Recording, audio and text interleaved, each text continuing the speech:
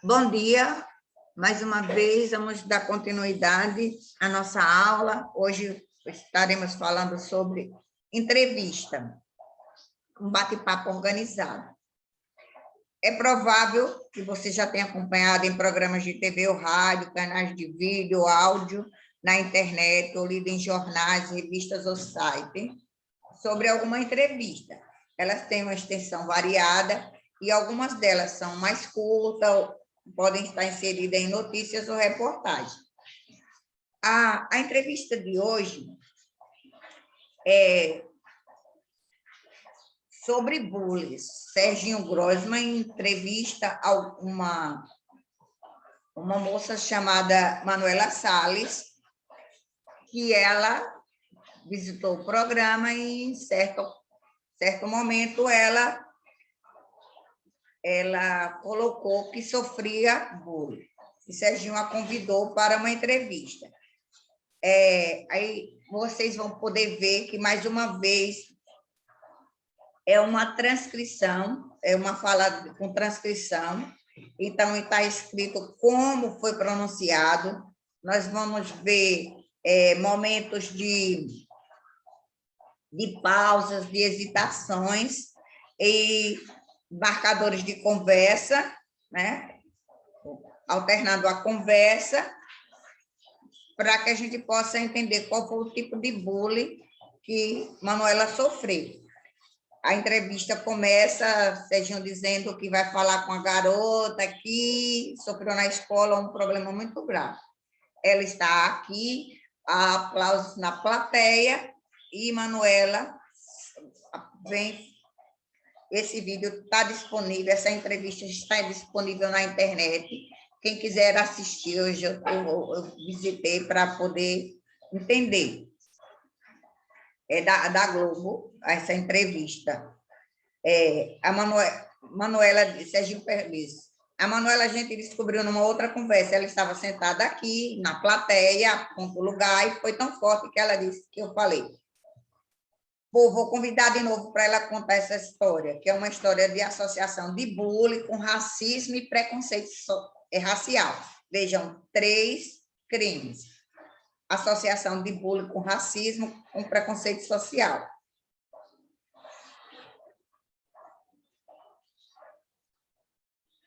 E Serginho diz, bom, você estudava numa escola em Ribeirão Preto, numa escola particular. Foi isso? Manuela responde, isso. E o que aconteceu lá? Pergunta Serginho. Eu entrei na escola particular, ela tem um grande nome, e foi até um pouco difícil para os meus pais estarem pagando. Quando eu entrei, não fui muito bem recebida, só que eu achei que ia passar, mas não passou. Eles começaram a me ridicularizar, os alunos me ridicularizavam, os professores me ridicularizavam. Aí começaram a fazer piadinhas com o meu nome, tudo que eu falava, eles riam, jogavam lixo em mim, batiam na minha carteira, cuspiram em mim, gritavam palavrões. Enquanto eu andava no corredor, essas coisas assim. Aí eu e os professores presenciavam isso. Os professores viam isso e falavam assim, senta lá, que daqui a pouco eles param. Não, relaxa, daqui a pouco eles param. E aí eu fui entrando numa tristeza, numa paranoia, que eu não queria mais ir para a escola, eu só chorava, eu não conseguia fazer prova, eu não conseguia estudar, minhas notas foram caindo, e aí um dia, não, né? Uma semana eu não falei com ninguém falou comigo a semana. Eu fiquei uma semana indo para a escola, quieta e sendo quieta, porque ninguém dirigia a palavra a mim. E aí eu liguei para o meu pai, no recreio, e falei, pai, conversa comigo, porque faz uma semana que ninguém fala comigo e eu estou ficando muito triste. Eu acho que foi quando meu pai falou, chega, sabe por que a gente tentou a minha adaptação, a gente tentou estar ali, mas não deu. Aí meu pai falou, vamos procurar outra escola, que foi a escola pública. Serginho, vamos continuar aqui nessa primeira escola. Você atribui a quê essa perseguição? O fato de você ser negra e ter poucos negros na escola? o fato de você, sei lá, não se relacionar bem, não ser uma boa aluna? O que é que levou as pessoas a fazer essa perseguição e perseguições racistas? Manuela disse, eu acredito que é a diferença, como eu era a única negra, negra mesmo, assumida da sala, eu acho que a diferença pode ter dado para eles uma oportunidade de tirar sarro daquilo, entendeu? Então, eles começaram a fazer com que minha diferença fosse algo ruim dentro da sala de aula e fizeram eu acreditar que minha diferença era algo ruim. Então, por eu ser negra, por eu ter uma diferença socioeconômica deles, eles chegaram a falar assim para mim, se seu pai não tem fazenda, você não sabe conversar com a gente. Então, era tudo assim, era como eu era, a diferente como a gente. Então, do restante da turma, eu sofri essa perseguição. Sérgio, e você, quando você veio aqui da primeira vez, você falou a respeito da palma da mão. Queria que isso se repetisse. E ela... quando aconteceu esse episódio, eu era bem menor, eu era criança e uma menina na escola. Ela achava muito diferente eu ser negra e achava ruim eu ser negra. E ela achava que era melhor que eu por ser branca. E ela falou para mim, olha, para a palma de sua mão, pelo menos isso é branco em você, só isso é branco em você. E eu, e tipo, o que mais aconteceu de discriminação racial comigo na infância, eu, bem pequena, eu lembro que uma menina chegou e fez assim na minha pele, passou o dedo no braço, assim, fez assim na minha pele. Nossa, não sai, entendeu? Então, de mães falarem para as outras crianças, não pega nada dela, não, porque a mão dela é suja. Então, hoje em dia ainda acontece essas coisas, e o pior é que acontece com criança dentro das escolas, né? Então, as crianças não têm uma mente preparada para receber aquilo e reagir. Então, infelizmente, elas recuam e sofrem com aquele bullying. E a chave para não sofrer falar, sabe? Para você se libertar, seja bullying ou qualquer outro tipo de preconceito racial, seja religioso, por opção sexual, eu acho que a gente tem que se libertar e falar, porque quando uma história é contada, é importante, para que ela não se repita daquela forma ruim. Isso mesmo. Então, esse é um contexto meio grande, e nós vamos agora estar dando uma olhada no desvendando o texto, com as perguntas, e falando sobre as perguntas. Na entrevista que eu li, que vocês vão estar lendo aí na casa de vocês, vai falar da experiência do bullying pela qual passou em uma escola onde estudava. Na letra A pergunta, que ações caracterizaram o bullying que ela sofreu? Justamente as ofensas direcionadas a ela por professores e alunos, ridicularizando as piadas que muitos alunos fizeram com o nome dela e com tudo que ela falava, alguns alunos que jogaram lixo, que cuspiram nela, que bateram na carteira, que gritavam palavrões e recusavam a conversar com ela, porque isso é um crime, é odioso alguém fazer essas coisas. Na letra B, segundo a entrevistada, os adultos foram coniventes com o bullying, isto é, permitiram que acontecesse?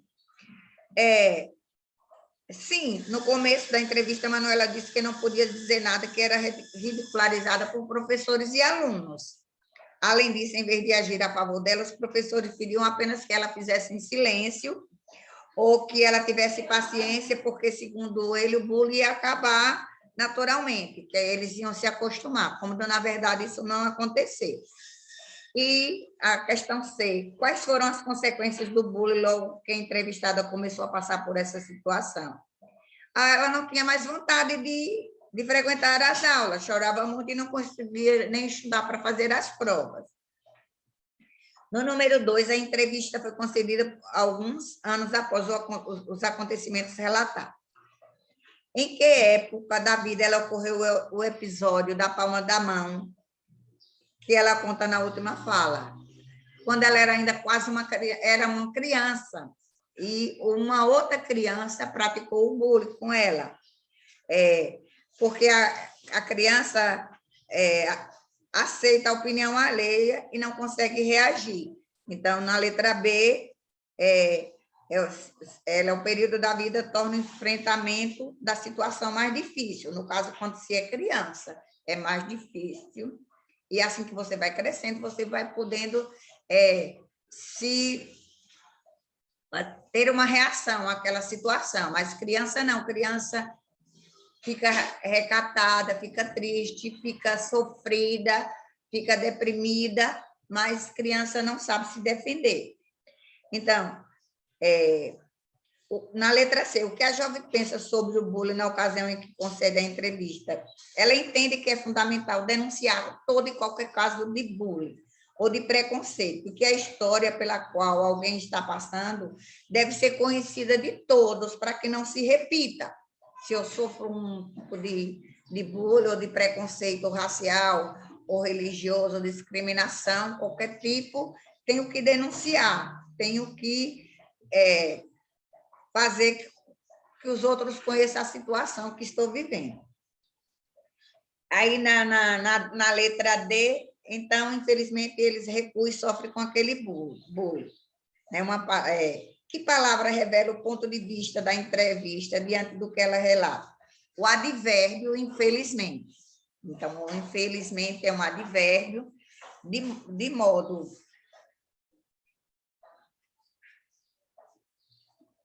O modo infeliz das pessoas verem uma situação de uma pessoa só por no fato dela ser negra. E na questão 3, vem falando, Manuela diz, eu acredito que a diferença, como eu era a única negra mesmo, assumida da sala, eu acho que a diferença pode ter, dado para eles uma oportunidade de tirar sarro daquilo, entendeu? Então, eles começaram a fazer que a minha diferença fosse algo ruim dentro da sala de aula. E fizeram eu acreditar que a minha diferença era algo ruim. Então, por eu ser negra, por eu ter uma diferença socioeconômica diferente da deles. Aí, na letra A, de acordo com a entrevistada, quais fatores foram responsáveis pelo preconceito dos outros alunos contra ela? Justamente o fato dela ser negra e de ter uma condição financeira inferior à deles, não ter dinheiro. Na letra B, o início do trecho. A resposta foi formulada com certeza ou hipótese.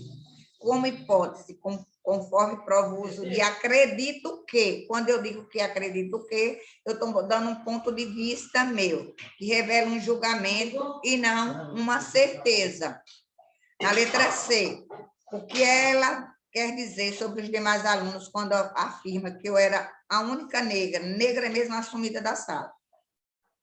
Ela quer dizer que outras pessoas ali têm origem negra, nem todo o povo brasileiro é miscigenado, tem várias origens, mas talvez pela pele mais clara eles escondam a sua negritude, ou seja a sua ancestralidade, o que outros povos que antecederam a sua história. E na letra D, a entrevista inclui nessa e outras falas comentários feitos por outra pessoa, por outras pessoas. Que tipo de discurso ela usou? Ela usou o discurso direto, onde ela falou sempre sobre o que aconteceu. Qual é a contribuição desse tipo de discurso para a compreensão da narrativa? O discurso direto, ele torna a narrativa mais dinâmica, ajuda o leitor a imaginar como aconteceram como os atos do bullying e a intensidade do sofrimento causado pela jovem. Então, essa aula, eu preciso que vocês façam uma pesquisa como atividade, além de responder a questão 1, 2 e 3, nessa atividade, vocês vão criar vão procurar uma na internet uma ação sobre bullying, que não seja o de Manuela, e vão publicar junto com o Desvendando o Texto, tá bom? Façam as atividades, elas serão as notas de vocês na unidade que está terminando. As aulas vão terminar de português no dia 15. Quem não passou direto vai fazer uma prova lá no CMA, sem o livro, não vai levar o livro, vai fazer uma avaliação de recuperação referente os 2 ciclos, para que fechou a unidade, o primeiro ciclo e o segundo ciclo, que está se fechando agora no dia 15.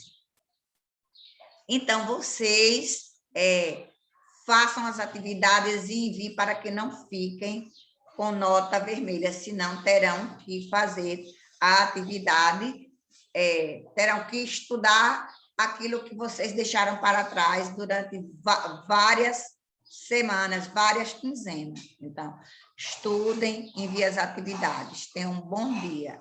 Até a próxima aula.